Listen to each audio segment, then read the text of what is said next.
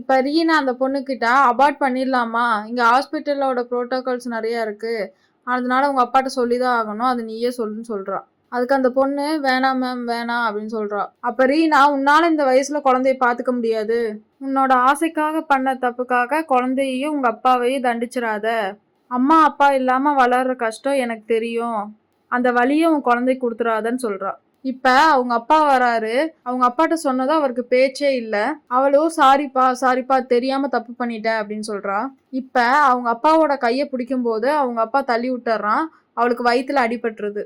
அடிபட்டதும் அப்பா அப்படின்னு சொல்லி கத்துறா. இப்போ அவளுக்கு ப்ளீடிங் ஆகுது. இப்போ எல்லாரும் ஓடி வராங்க. அவங்க அப்பா கிட்ட ரதி இப்போ உடனே சர்ஜரி பண்ணி ஆகணும், சைன் வாங்குங்க அப்படின்னு சொல்லிட்டு ரவி சைன் பண்ண கூட்டிகிட்டு போகிறான். அவள் சைன் பண்ணிட்டு சோகமாக வெளியே போய் உட்காந்துட்டாரு. போன எபிசோட்ல எந்த டாக்டர்ஸுமே இல்லாதனால அந்த பொண்ணுக்கு ரீனாவும் அர்ஜுனுமே ட்ரீட்மெண்ட் பண்ணிட்டு இருப்பாங்க.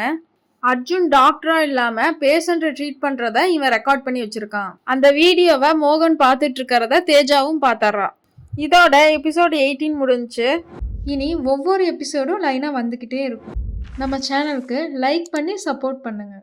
Subscribe RE cinemas. தேங்க்யூ.